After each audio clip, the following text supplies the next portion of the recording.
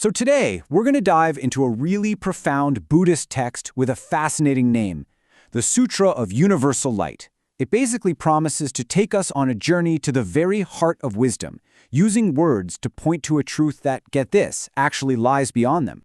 Right, so how do you talk about something that's beyond words? That's the beautiful paradox this whole sutra kicks off with, and it really sets the stage for a truly mind-bending exploration.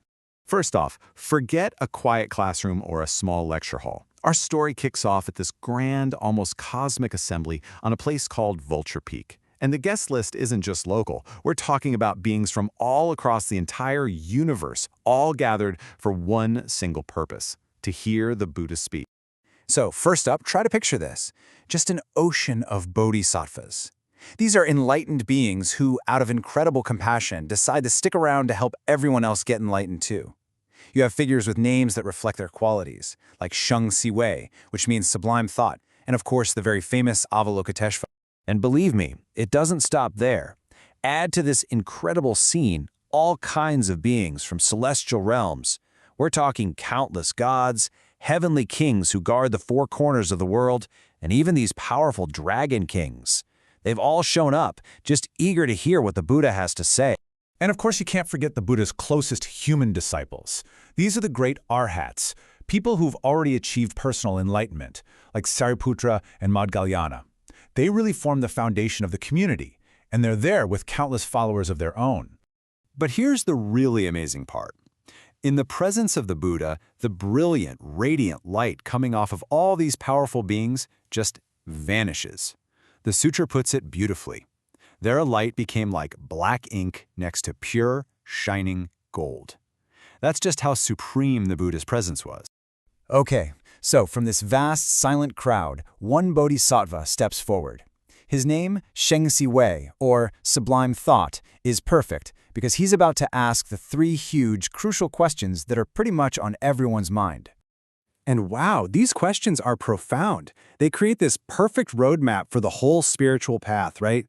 What do we need to let go of? What should we hold on to no matter what? And what's the ultimate destination, the final truth we're all aiming for?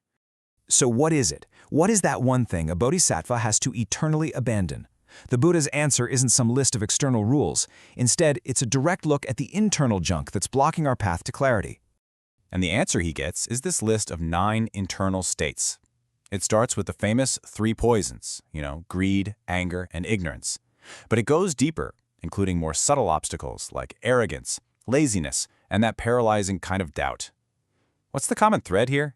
Well, they're all just forms of mental noise that cloud how we see reality.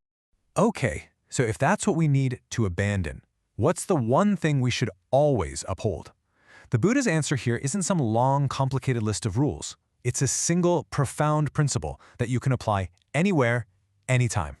The Buddhist answer is basically a version of the Golden Rule, a universal ethic we can all understand. But he takes it a step further. He claims that if you truly guard this one single principle, you are effectively upholding every teaching ever given by any enlightened being. Think about that. It's that fundamental. The logic here is it's so powerfully simple because it's all rooted in empathy. It starts with you. You love your own life, right? So don't kill. You value your stuff, so don't steal. You protect your family with everything you've got, so don't go harming others. It's all about taking that basic instinct for self-preservation and just extending it outward to everyone. That, right there, is the foundation of compassion. All right, now we get to the big one. The final and most profound question. The one that takes us right to the very core of Buddhist philosophy. What is it that all the Buddhas have actually awakened to? And let me tell you, the answer is a fascinating, mind-bending paradox. Yeah, this is the million-dollar question, isn't it? After all the practice, all the wisdom, what is the final truth that enlightenment actually reveals? And the Buddha's answer is just stunning. He says the ultimate realization is that there is no thing to realize.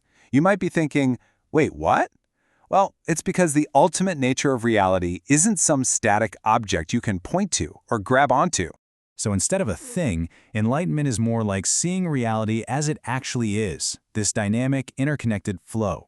Nothing is ever truly born or dies, it just transforms. Everything arises because of a web of causes and conditions. And because nothing has a fixed, solid, independent existence, it's described as being like an illusion.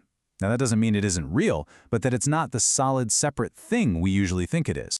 To really drive this point home, the sutra uses this brilliant metaphor, a flash of lightning.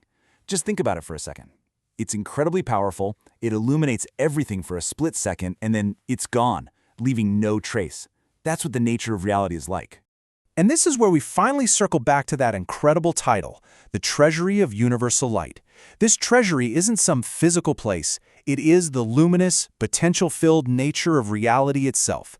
And it's called a treasury because all wisdom, everything we experience, arises from it, just like a child arises from a mother.